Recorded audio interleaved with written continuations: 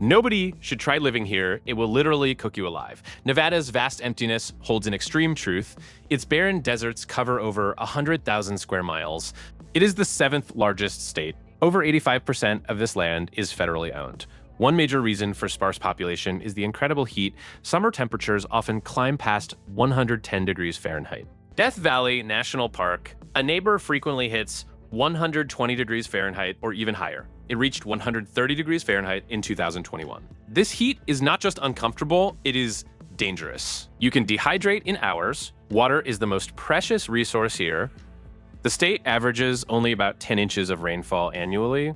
Some areas, like the Black Rock Desert, receive even less. Lake Mead, a giant man-made reservoir, is a key water source for over 20 million people across several states, including Nevada, Arizona, and California. Its depletion is severe. This reservoir provides water to parts of Arizona, California, and Mexico. The river system itself supports 40 million people. Its flow has decreased by 20% over the last century. Over 200,000 acres of agricultural land in the region depend on this water. The ongoing megadrought in the Southwest is the worst in over 1,200 years. This stresses the entire system. Nevada has groundwater. Accessing it needs wells thousands of feet deep. This is an enormous capital investment. By 2023, Lake Mead was at its lowest point since the 1930s when it was first filled. Its capacity, once 28.9 million acre-feet, is now much less. Water scarcity makes new communities challenging and expensive. The terrain itself presents immense obstacles. Nevada is dominated by the Great Basin Desert, a cold desert. It sits at an average elevation of around 5,500 feet. Winters are shockingly cold, not just hot summers.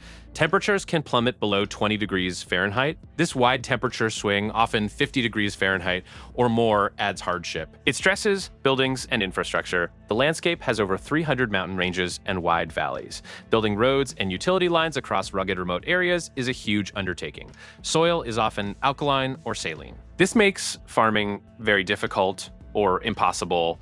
It needs extensive irrigation and soil treatment. Imagine growing food where ground is salty.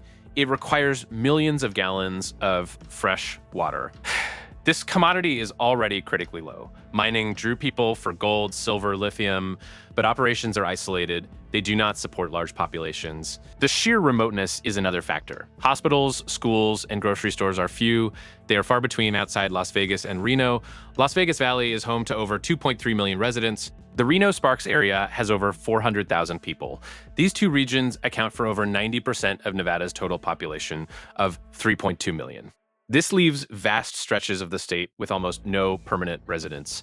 Esmeralda County, for example, has a population density of only 0.3 people per square mile. White Pine County is just 2.2 people per square mile. Medical help in remote areas might mean a 5-hour drive. That's a huge risk. The federal government owns much land, partly for military testing. The Nevada Test Site, also known as the Nevada National Security Site, was used for over 900 nuclear tests between 1951 and 1992.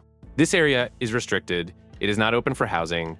The Nellis Air Force Range covers over 5,000 square miles. This is massive for air combat training. Smaller bombing ranges and restricted zones exist. Huge portions of the state are off limits. Yucca Mountain, 100 miles northwest of Las Vegas, was proposed for radioactive waste storage. It involved 70,000 metric tons of spent nuclear fuel. This project faced immense opposition and was eventually defunded. These government holdings make zones uninhabitable for safety and security. Wildlife adds challenge. The desert ecosystem is fascinating, but it is also home to venomous creatures. Rattlesnakes, black widow spiders, scorpions, and Gila monsters are common. Living near these animals requires constant vigilance. Strong winds are regular. They kick up dust storms. Visibility reduces to almost zero. Haboobs can last hours. They can damage respiratory systems. This causes dangerous driving conditions. Winds also exacerbate erosion. They make outdoor life tougher. Power grids in remote locations are fragile. They are vulnerable to natural elements.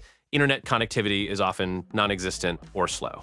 For modern life, these utilities are critical. Bringing power lines 100 miles could cost millions of dollars for a few residents. Building a single 50-mile road through rocky terrain is not feasible. Cellular service is almost non-existent. Residents are cut off during emergencies. Satellite internet is an option, but costly and sometimes unreliable. This financial barrier prevents development. Trash disposal is a nightmare. Without municipal services, residents haul waste hundreds of miles. This is not sustainable. Settlement history shows this land is difficult. Early prospectors lived in boom and bust towns, gold or silver ran out, towns abandoned. Ghost towns remind of the desert's unforgiving nature. They show even immense wealth could not achieve permanent settlement. The land could not sustain it. Over 300 days of sunshine a year sound good for solar power. But this adds to heat and evaporation. It depletes water resources. Every raindrop quickly evaporates or absorbs into dry soil. Small springs and oases are vital for wildlife. They have limited human capacity. These delicate ecosystems are easily disturbed. State average precipitation is 10 inches. Some Great Basin parts get only 4 inches a year. This is less than many true deserts. Low rainfall and high evaporation mean little water reaches aquifers. Lack of vegetation means less shade. Fewer trees break wind. This causes soil erosion. The desert floor reflects heat further. Building materials transport adds construction costs. Local food production is minimal. Residents rely on goods shipped hundreds of miles. This increases living costs significantly. Energy costs are higher in isolated areas. Infrastructure for a small community is immense. It needs water treatment, sewage systems, roads, electricity. Each is expensive to build and maintain across vast distances. Lack of natural shade means homes need substantial cooling. These use much power. This adds to expenses. Air quality suffers from dust and wildfires. Breathing is difficult for some. The desert environment is beautiful for recreation, but it is not for large-scale daily human habitation. The Great Basin's climate is unique. It is a rain-shadow desert. Mountains to the west block Pacific moisture. The Sierra Nevada range rises over 14,000 feet.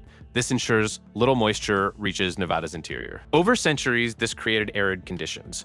Soil is often decomposed granite or volcanic ash. These are not ideal for diverse plant life. Sparse vegetation means little organic matter. This reduces soil fertility. This desert is not a tropical paradise with abundant resources. It demands constant struggle for survival. Its harshness is a natural barrier. Challenges are too numerous and extreme for large-scale human settlement. Its beauty is stark, its lessons clear. Survival here means understanding its brutal truths.